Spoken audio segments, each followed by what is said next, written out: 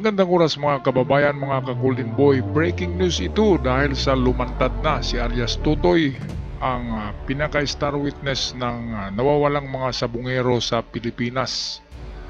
Alright, at dito ay nagpapakita na siya, humarap na sa isang interview ng taga-GMA.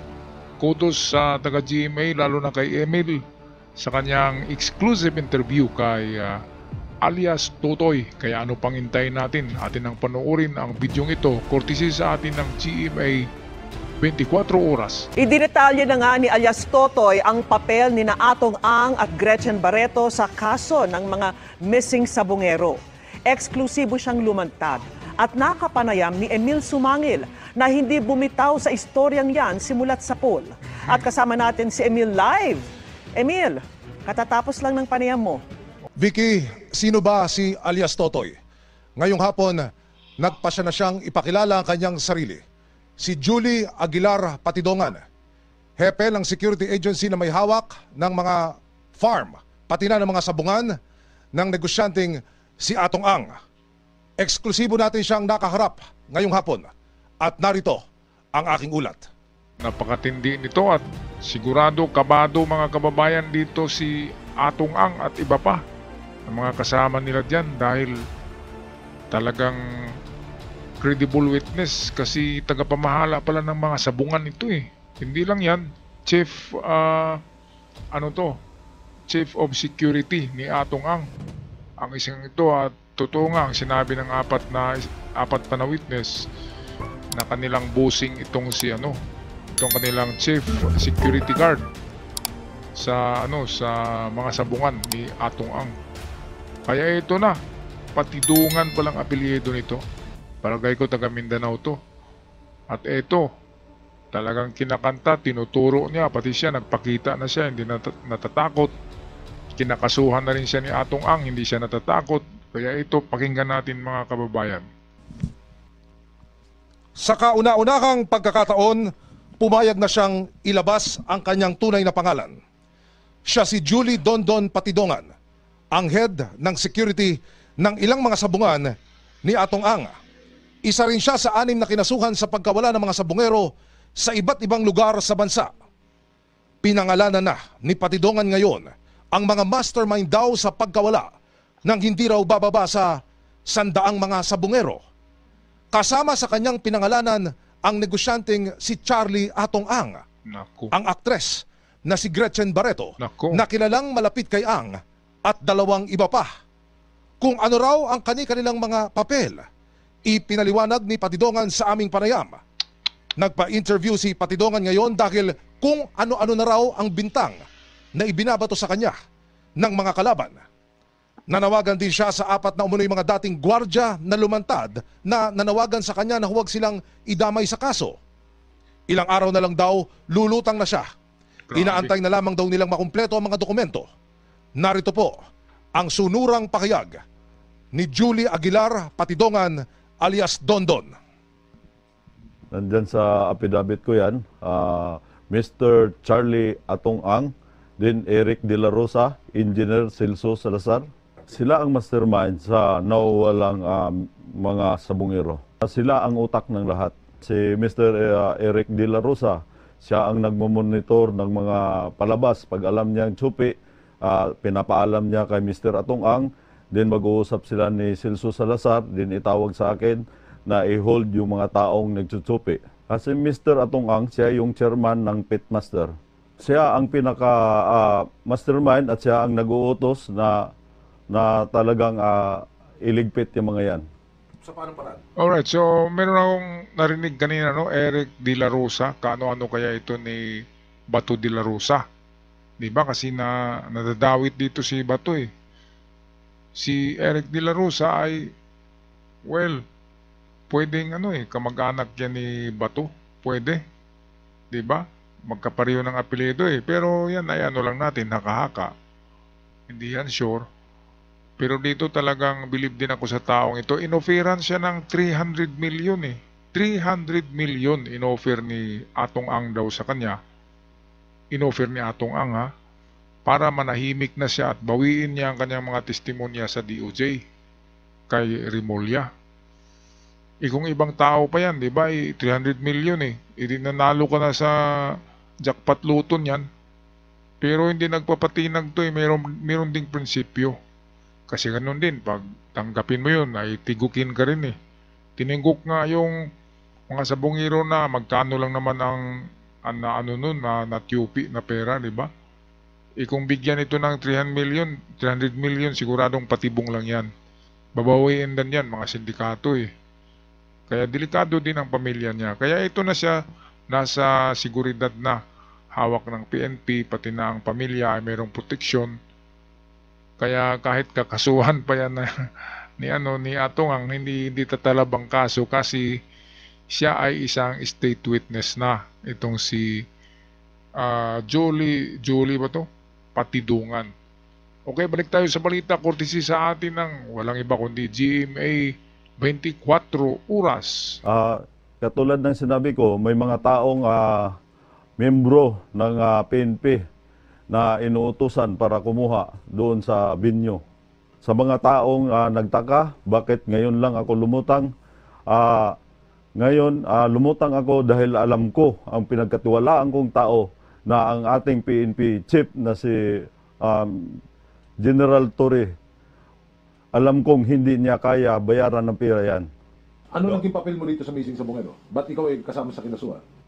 Sa totoo lang, wala akong kinalaman dyan at isa lang akong utusan niya na bilang farm manager. Ikaw pala yung kakasuhan bukas ni Atong Ang. Ano masasabi mo? Parang kinasuhan niya na rin yung sarili niya dahil ako kakasuhan niya. Siya naman nag-uutos ng lahat. Katulad ng sinabi niya, nag-extortion daw ako ng 300 million para alam ng lahat. Hindi ko kayang tanggapin yung pera niya. Sinabi niya na nga sa social media na bilyonaryo ako. Patunayan ko na lang na ako isang bilyonaryong mini. Bilyonaryong mini taga Mindanao nga ito si Patidungan kasi Bisayang term yung yung bilyonaryong mini. Okay, kaya ito confirm na 300 million pesos nga ang inoffer ni Atong Ang para manahimik siya. Ang problema lang diyan ay babawiin din yan Kaya wag magpadala sa ganyang tukso na 300 million. Hindi ka mapakali diyan kasi hahantingin ka rin kahit tanggapin mo yan at manahimik ka. Imagine tinigok nga yung mga mga sabungero lang, di ba? Ang liit-liit lang ng na-dispal ko ng mga yon, di ba? Siguro nasa 3,000 lang. At tinigok na kaagad, grabe naman. Grabe naman ang mga tao na yon. Ang dami-dami na ng pera tapos pa, di ba? Ng mga sabungero. Talagang halang ang mga kaluluwa. Kaya ito ngayon, talagang kabado lahat ang mga diyan, ang mga suspect. Kabado lahat ang tinuturo ni Mr. Patidungan pala ito si alias Tutoy Patidungan. Alright, believe din tayo. Kudos kay may God protect Patidungan and his family dahil sa kanyang nakasulat yan sa Biblia na ang mga righteous man ay protected ng ating Panginoon. Kaya sana ay walang mangyayaring masama sa taong ito. Balik tayo sa kanyang pahayag. Yun lang ang masasabi ko sa kanya.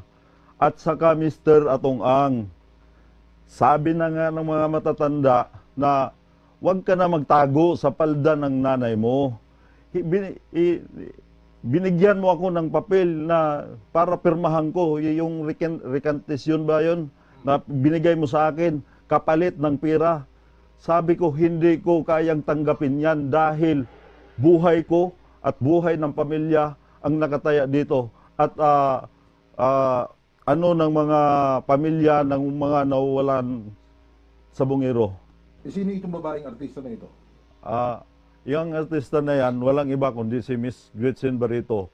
Ayan, talagang pinagsasabi niya, binanggit niya na, Atong Ang tinuro niya ng direkta. Ito ngayon, tinanong kung sinong artista, yung tinatawag na alpha female, ay walang iba kundi si Gretchen Barreto. Kaya ito, hindi tayo ang nagsabi niya na siya ang nagsabi. Atong Ang, Gretchen Barreto, Eric De La Rosa at yung isa pa, yun yung mga 4 na principals. 4 na malalaking pangalan sa isabong na yan, na diyan nangyayari ang mga karumal-dumal na pagdukot, paghuli at paglibing sa mga tao ito sa karagatan ng Taal Lake.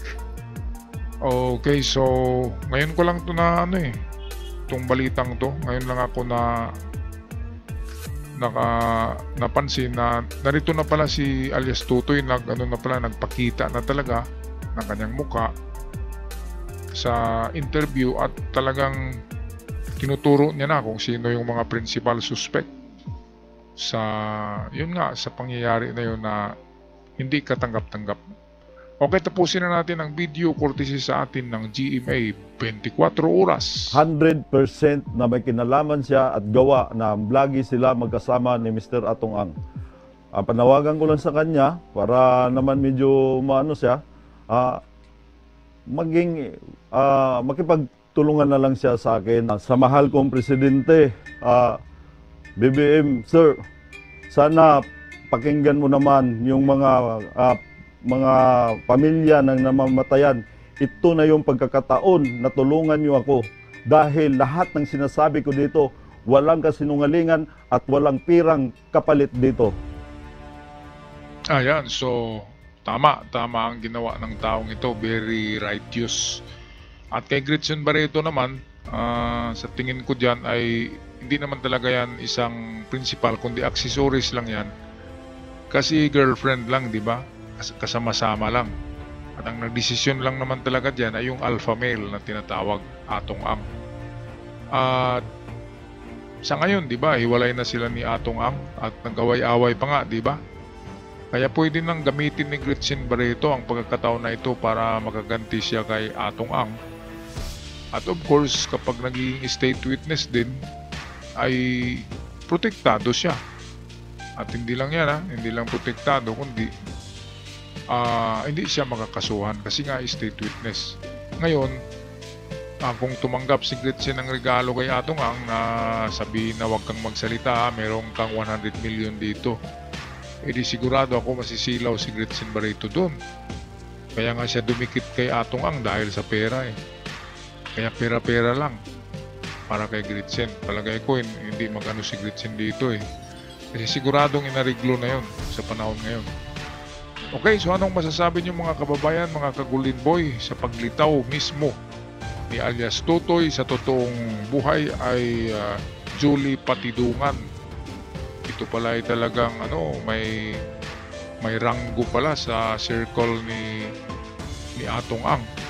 Mantagin nyo, siya yung chief security ng grupo ni Atong Ang.